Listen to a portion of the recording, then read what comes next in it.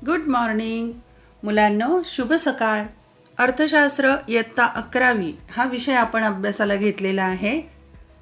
प्रकरण क्रमांक 2 पैसा. या प्रकरणामधील उपघटक पैशाची व्याख्या, उत्क्रांती आणि पैशाचे प्रकार आपण आज अभ्यासणार आहोत. चला तर पाहूया पैशाची व्याख्या. पहिली व्याख्या आहे प्राध्यापक क्राउथर. जी वस्तू विनिमय माध्यम म्हणून सर्वसाधारणपणे स्वीकार्य असते आणि त्याचबरोबर जी वस्तू मूल्यमापनाचे व मूल्यसंचयनाचे कार्य करते अशी कोणतीही वस्तू म्हणजे पैसा. दुसरी व्याख्या आहे प्राध्यापक वॉकर. जो पैशाची कार्ये करतो तो पैसा होय. आपण पाहूया, दोन्ही व्याख्या सोप्या आहेत पाठांतरासाठी. पहिली व्याख्या आहे प्राध्यापक क्राउथर यांची. जी वस्तू विनिमय माध्यम, विनिमय देवाणघेवाण करता येते, नंतर सर्वसाधारणपणे स्वीकार्य असते, म्हणजे सर्वजण ती स्वीकारतात, कोणी नाकारू शकत नाहीत किंवा नाकारत नाहीत. तसेच ती मूल्यमापनाचं साधन आहे, त्याच्यापासून मूल्यमापन करता येतं आणि मूल्य संचय करता येतं, ते साठवता पण येतं. अशी कोणतीही वस्तू जर असेल तर त्याला पैसा म्हणायचं. दुसरी व्याख्या आहे प्राध्यापक वॉकर यांची. जो पैशाची कार्य करतो त्यालाच पैसा म्हणायचं. या दोन्ही व्याख्या पाठांतर करायच्या आहेत. पाहूया आपण पैशाची आता उत्क्रांती कशी झाली. पैशाची उत्क्रांती म्हणजे पैसा कसा विकसित होत आला आजपर्यंत. पैसा अस्तित्वात येण्याचे कारण उत्क्रांती आहे, क्रांती नव्हे. पैशाचे स्वरूप काळाची गरज व संस्कृतीचा विकास यानुसार सतत बदलले आहे. आजच्या आधुनिक काळात वापरल्या जाणाऱ्या पैशाचे स्वरूप हा काळाप्रमाणे झालेल्या बदलाचा परिणाम आहे. पैशाच्या उत्क्रांतीनुसार चलनाचे विविध प्रकार खालील प्रमाणे आहेत. हा जो पैसा आहे तो विकसित होत गेलेला आहे. सतत गरज आणि संस्कृतीच्या विकासानुसार चलनाचे पुढील प्रकार तयार झालेले आहेत, ते आपण पाहूया. पहा, या आकृतीमध्ये चलनाचे प्रकार दाखवलेले आहेत, पण ते वरून खाली न येता खालून वरती पहा. नंबर 1 पैसा. सुरुवातीला मानवाने पशुला पैसा म्हणून वापरलेला आहे काही वस्तू देवाणघेवाण करताना. नंतर वस्तूचा पैसा तयार झाला. नंतर धातू पैसा अस्तित्वात आला. त्यानंतर धातूची नाणी अस्तित्वात आली. धातूच्या नाणीनंतर कागदी पैसा नंतर पतपैसा, त्यानंतर प्लॅस्टिक पैसा आणि आजच्या काळात इलेक्ट्रॉनिक पैसा अस्तित्वात आहे. ही आकृती लक्षात ठेवा. याला क्रम लावण्यासाठी तुम्हाला परीक्षेला विचारलं जातं. हा क्रम 1 ते 8 पर्यंत लक्षात ठेवायचा. पैशाची उत्क्रांती झालेली आहे किंवा हेच पैशाचे प्रकार आहेत. पाहूया, ह्यांची सविस्तर माहिती आपण घेऊ आता. पहिला प्रकार आहे पशुपैसा. इतिहास पूर्व काळात देवाणघेवाणीचे माध्यम म्हणून पशुपैसा वापरला जात होता. उदाहरणार्थ गायी, शेळ्या, मेंढ्या इत्यादी. परंतु विभाजनाच्या अडचणीमुळे वस्तू पैसा अस्तित्वात आला. पशुपैसा वापरला जात होता, पण त्यात अडचण कोणती झाली? विभाजन. त्याचे भाग करता येत नव्हते, की एका गायीचं विभाजन करता येत नाही किंवा जनावरांचं कुठलंही विभाजन करता येत नाही, भाग करता येत नाहीत. म्हणून वस्तू पैसा अस्तित्वात आलेला आहे. 2 वस्तू पैसा. जुन्या काळात ज्या वस्तू पैसा देवाणघेवाणीचे माध्यम म्हणून वापरल्या जात होत्या त्या हवामानाची स्थिती व संस्कृती यावर अवलंबून होत्या. उदाहरणार्थ प्राण्यांची कातडी, धान्य, शिंपले, पिसे, हस्तिदंत, मीठ, दगड व दुर्मिळ वस्तू हे विनिमयाचे माध्यम म्हणून वापरले जात होते. परंतु वस्तूचा साठा करण्याच्या अडचणीमुळे धातू पैसा अस्तित्वात आला. वस्तू पैसा वापरल्याचे दुष्परिणाम होते. ज्या काळात देवाणघेवाणीचे माध्यम म्हणून या पैसा वापरल्या जात होत्या, हवामानाची स्थिती आणि संस्कृती यावर तिथे अवलंबून असत. उदाहरणार्थ समुद्राच्या काठी असणारे लोक शंख शिंपले किंवा चमकणारे दगड वगैरे वस्तू पैसा म्हणून वापरत असतील. जशी त्या काळातली स्थिती परिस्थिती होती त्यानुसार प्राण्यांची कातडी, धान्य, शिंपले, पिसे, हस्तिदंत, मीठ, दगड अशा दुर्मिळ वस्तू या वस्तू पैसा म्हणून वापरल्या जात असत. परंतु त्यात मोठी अडचण होती यांचा साठा करण्याची आणि म्हणूनच धातू पैसा पुढचा अस्तित्वात आलेला आहे. पाहूया तिसरा प्रकार, धातू पैसा. धातू पैसा तयार करताना सोने, चांदी, तांबे, ॲल्युमिनियम, निकेल इत्यादी धातूंचा वापर केला जात होता. परंतु मौल्यवान धातू व धातूंच्या तुकड्यातील समानतेच्या अभावामुळे धातूंच्या नाण्यांचा शोध लागला. धातू पैसा हा जुन्या काळामध्ये वेगवेगळ्या धातूंपासून बनवला जात होता पहा. मग तिथं सोनं, चांदी वगैरे सुद्धा वापरलेलं आहे. सोनं, चांदी, तांबे, ॲल्युमिनियम, निकेल असं. पूर्वी तर सोन्याचाही वापरलेला होता. इंग्रजांच्या राज्यामध्ये चांदीचीही नाणी तयार केलेली होती. त्या अगोदर शिवाजी राज्यांच्या काळात सोन्याची नाणी होती. त्याच्या अगोदरही अशा प्रकारे वेगवेगळ्या धातूंची नाणी वापरलेली आहेत. परंतु मौल्यवान धातू व धातूंचं तुकडे याच्यामध्ये समानतेचा अभाव, वेगवेगळ्या राजांची वेगवेगळी नाणं आणि ते वेगवेगळं त्याचं प्रमाण, समानता नसल्यामुळे धातूंच्या नाण्याचा शोध लागलेला आहे आणि मौल्यवान धातू हळूहळू दुर्मिळ होऊ लागला. पुढचा प्रकार आपण पाहूया, धातूंची नाणी. पूर्वीच्या काळी विविध राज्यांचे राजे त्यांची मुद्रा असलेली नाणी बनवत असत. काळपरत्वे शासकीय धोरणानुसार मौद्रिक नाण्यांमध्ये एकवाक्यता व कायदेशीर स्थिरता आणण्याच्या उद्देशाने प्रणाली निश्चित केली गेली. नाण्यांचे वर्गीकरण खालीलप्रमाणे: 1. प्रमाणित किंवा प्रधान नाणी आणि 2. लाक्षणिक किंवा गौण नाणी. पूर्वीच्या काळी वेगवेगळे राजे असत, आपली राजमुद्रा किंवा तशी नाणी बनवत असत. ते स्वतःची मुद्रा असलेली वेगवेगळी नाणी बनवत असत. त्यांच्यामध्ये एकवाक्यता अजिबात नव्हती.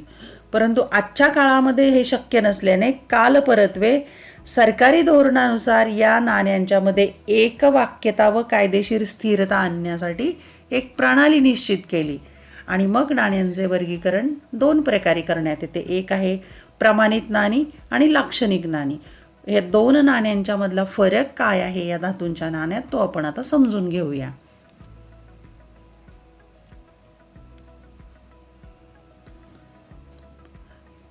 प्रमाणित किंवा प्रधान नाणी. प्रमाणित नाणी म्हणजे ज्यांचे दर्शनी मूल्य व आंतरिक मूल्य सारखे असते. अधिकृत यंत्रणेद्वारे दर्शनी मूल्याचे विनिमय मूल्य निश्चित केले जाते. ही नाणी सोने, चांदी इत्यादी धातूंपासून बनवलेली असतात. ब्रिटिश कालखंडात काही दिवस प्रमाणित नाणी वापरली जात होती. प्रमाणित नाण्याचं एक महत्त्वाचं लक्षण सांगितलेलं आहे पहा. प्रमाणित नाणी कशाला म्हणायचं तर ज्यांचे दर्शनी मूल्य आणि आंतरिक मूल्य सारखे असते. दर्शनी मूल्य याचा अर्थ असा की त्या नाण्यावर छापलेलं मूल्य, उदाहरणार्थ 5 रुपये असं जर त्या नाण्यावर छापलेलं असेल तर ते दर्शनी दिसणारं मूल्य. पण आंतरिक मूल्य याचा अर्थ ते नाणं मोडल्यानंतर त्या धातूची असणारी किंमत, त्याला म्हणायचं अंतर्गत किंवा आंतरिक मूल्य. हे दोन्ही सारखं असतं कोणत्या प्रमाणित नाण्यामध्ये. आणि अधिकृत यंत्रणेद्वारे या दर्शनी मूल्याचे विनिमय मूल्य किती आहे ते निश्चित केलं जातं. ही नाणी सोने, चांदी वगैरे धातूंपासून बनवलेली असतात. ब्रिटिश कालखंडात अशी चांदडी रुपया म्हणतात त्याला, अशा प्रकारची नाणी वापरली जात होती. आजच्या काळात ही नाणी उपलब्ध नाहीत. ब प्रकार आहे गौण नाणी किंवा लाक्षणिक नाणी. लाक्षणिक नाणी म्हणजे ज्यांचे दर्शनी मूल्य हे आंतरिक मूल्यापेक्षा जास्त असते. ही नाणी ॲल्युमिनियम, निकेल यासारख्या कमी दर्जाच्या धातूंपासून बनवलेली असतात. भारताच्या चलनातील सर्व नाणी लाक्षणिक किंवा गौण नाणी आहेत. गौण नाणी ही कमी मूल्याची असल्याने कमी रकमेच्या व्यवहारांमध्ये वापरली जातात. गौण नाण्यांच्या वहनीयतेच्या अडचणीमुळे कागदी पैसा अस्तित्वात आला. गौण नाण्याचं लक्षण पाहूया आपण. ज्यांचे दर्शनी मूल्य म्हणजे बाहेरचं मूल्य आंतरिक मूल्यापेक्षा जास्त, म्हणजे एखाद्या नाण्यावर 5 रुपये छापलेलं असेल हे दर्शनी मूल्य, पण ते नाणं विकलं त्या धातूचं मूल्य अंतर्गत मूल्य मात्र कमी असतं.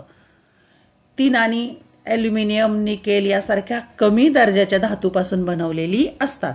भारतातलीच नव्हे तर बहुधा सर्वच देशांच्यामध्ये आजकाल लाक्षणिक किंवा गौण नाणी आहेत. गौण नाणी कमी मूल्याची असल्याने कमी व्यवहारात वापरली जातात तुलनेने, पण यात मोठी अडचण आहे, वाहून न्यायला खूप कठीण आहे. किती साठा करणार आपण नाण्यांचा, धातू जड असल्यामुळे वहनीयतेची, वाहून न्यायची अडचण असल्याने कागदी पैसा अस्तित्वात आला. खिशात किती ठेवणार आपण ठोकळे, म्हणून कागदी पैसा अस्तित्वात आला. पाहूया आपण कागदी पैसा. 6. कागदी पैसा. कागदी पैसा हा धातूच्या पैशाला पर्याय आहे. भारतात नोटा चलनात आणण्याचा एकाधिकार मध्यवर्ती बँकेकडे आहे. भारत सरकार व मध्यवर्ती बँकेकडून अंमलात आणलेल्या कागदी चलनाचा समावेश कागदी पैशात होतो. भारतामध्ये नोटा छापण्याचा पूर्ण अधिकार मध्यवर्ती बँक म्हणजे रिझर्व्ह बँकेकडे आहे. RBI असं त्याला म्हणतात.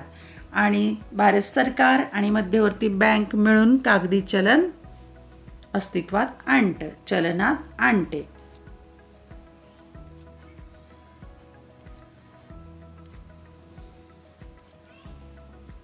भारतामध्ये 1 रुपयाची नोट व सर्व प्रकारची नाणी भारत सरकारकडून चलनात आणली जातात.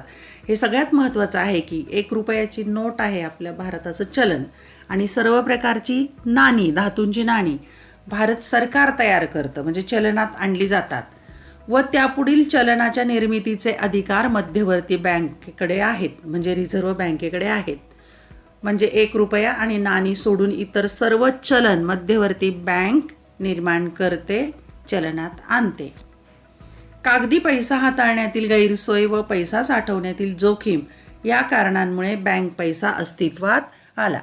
बँक पैसा कसा अस्तित्वात आलेला आहे? कागदी पैसा हाताळण्यात 2 अडचणी येते. एक तर गैरसोय होते आणि पैसा साठवायला जोखीम आहे. अशा पैसा साठवायला म्हणून आजच्या काळामध्ये बँक पैसा अस्तित्वात आलेला आहे. पाहूया आपण बँक पैसा. 6. पतपैसा किंवा त्यालाच बँक पैसा असं म्हणतात. पतपैसा म्हणजे बँक पैसा होय, म्हणजे जवळजवळ पैसा. बँका लोकांकडून ठेवलेल्या ठेवींच्या आधारे पतपैसा निर्माण करतात. म्हणजे लोकांनी बँकेत पैसे ठेवले की ते पैसे इतर कुणाला तरी कर्जाऊ दिले जातात ठेवींच्या आधारे, म्हणजे पतपैसा निर्माण होत जातो. त्याचा वापर पतपैसा निर्मितीसाठी केला जातो. हा केव्हाही काढता येतो किंवा ज्याचे दुसऱ्या व्यक्तीकडे धनादेश, धनाकर्ष इत्यादींच्या सहाय्याने हस्तांतरण करता येते. हा धनादेश, धनाकर्ष इत्यादी पैशांसारखेच कार्य करतो, परंतु पैसा नव्हे तर ठेवी हस्तांतरित करण्याचे पतसाधन आहे. पतपैसा देशाच्या आर्थिक विकासासाठी महत्त्वाची भूमिका पार पाडतो. आजच्या जागतिकीकरणाच्या काळात पैसा विरहित देवाणघेवाण अधिक महत्त्वाची असल्याने प्लास्टिक पैसा अस्तित्वात आला. पतपैसा म्हणजे जवळजवळ पैसा किंवा बँक पैसा म्हणतात त्याला. ठेवलेल्या आधारे पतपैसा निर्माण होतो. पतपैशाचं उदाहरण धनादेश किंवा धनाकर्ष. धनादेश म्हणजे चेक वगैरे पैशासारखंच काम करतात, परंतु ते पूर्ण पैसा नसतो, जवळजवळ पैसा असतो. ठेवी हस्तांतरित करण्याचं ते पतसाधन आहे. आर्थिक विकासासाठी महत्त्वाची भूमिका पार पडतो आणि आजच्या काळात पैसा विरहित देवाणघेवाण करायची असल्याने प्लास्टिक पैसा अस्तित्वात आलेला आहे. पुढचा 7वा प्रकार आहे प्लास्टिक पैसा. प्लास्टिक पैसा वापरणे आधुनिक तंत्रज्ञानामुळे सोपे झाले आहे. Debit card, credit cards plastic पैसा म्हणून वापरले जाते. नवनवीन शोधाचे पुढचे पाऊल म्हणजे इलेक्ट्रॉनिक पैसा होय. डेबिट कार्ड, क्रेडिट कार्ड यांना प्लास्टिक पैसा म्हणतात आणि त्यापेक्षाही आता नवीन तंत्रज्ञान आलेलं आहे. क्रमांक 8 इलेक्ट्रॉनिक पैसा. ई पैसा किंवा इलेक्ट्रॉनिक पैशाला मौद्रिक मूल्य असून ते इलेक्ट्रॉनिक यंत्रणेच्या सहाय्याने हस्तांतरित केले जाते. आजच्या काळात इंटरनेटच्या सहाय्याने पैशाचे हस्तांतरण केले जाते. उदाहरणार्थ mobile phone, tablet, smart card, संगणक इत्यादी. इलेक्ट्रॉनिक पैशाला मध्यवर्ती बँकेचे पाठबळ असते, म्हणजे मध्यवर्ती बँकेचा सपोर्ट आहे. इलेक्ट्रॉनिक पैसा जागतिक व्यवहारांमध्ये खूप मोठ्या प्रमाणावर वापरला जातो. अंकात्मक किंवा संगणकीय पाकिट, त्याला डिजिटल वॉलेट असं म्हणतात, हा देखील साठवलेल्या इलेक्ट्रॉनिक पैशाचा प्रकार आहे.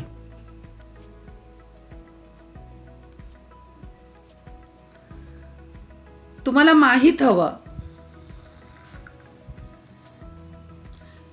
विधिग्राह्य पैसा या पैशाला कायद्याचे पाठबळ असल्यामुळे कोणत्याही व्यवहारात स्वीकारला जातो. त्याला विधिग्राह्य किंवा कायदेशीर पैसा असं म्हणतात. भारतातील सर्व नाणी व चलनी नोटा इत्यादी हे विधिग्राह्य पैसा आहेत. अविधिग्राह्य म्हणजे कायदेशीर नसलेला पैसा, बेकायदेशीर, हा पैसा लोक अंतिम देवाणघेवाण करण्यासाठी वापरतात. कोणतेही कायदेशीर पाठबळ नसल्याने हा पैसा नाकारता येतो. याला पर्यायी पैसा किंवा ऐच्छिक पैसा असेही म्हणतात. धनादेश, विनिमयपत्र म्हणजे चेक जो आपण लिहून देतो तो कुणीही समाजामध्ये लोक नाकारू शकतात, परंतु विधिग्राह्य पैसा नाकारता येत नाही. अविधिग्राह्य पैसा नाकारला जाऊ शकतो. शोधा पाहू तुम्हाला अभ्यासासाठी दिलंय. प्लास्टिक पैशाच्या सुरक्षित वापरासाठी केलेल्या नवीन सुधारणा तुम्ही शोधून लिहा. आणखी शोधा, अंकीय किंवा डिजिटल देवाणघेवाण करण्यासाठी वापरल्या जाणाऱ्या विविध साधनांची यादी करा. कोणकोणत्या साधनांनी आजच्या काळामध्ये अंकीय किंवा डिजिटल देवाणघेवाण केली जाते त्या साधनांची तुम्ही यादी करा. धन्यवाद. व्हिडिओ लाईक करा, कमेंट करा, शेअर करा. तुम्हाला आवडल्यास चॅनल सबस्क्राईब करा, बेल आयकॉन दाबा, म्हणजे मी नवीन व्हिडिओ पोस्ट केला की नोटिफिकेशन तुम्हाला मिळेल. तसेच व्हिडिओ तुमच्या मित्रमैत्रिणींना पाठवा. आणि इयत्ता 11वीच्या अर्थशास्त्रामध्ये तुम्हाला कोणत्या अडचणी येतात त्या अडचणी कमेंट बॉक्समध्ये लिहा. अभ्यासासाठी शुभेच्छा.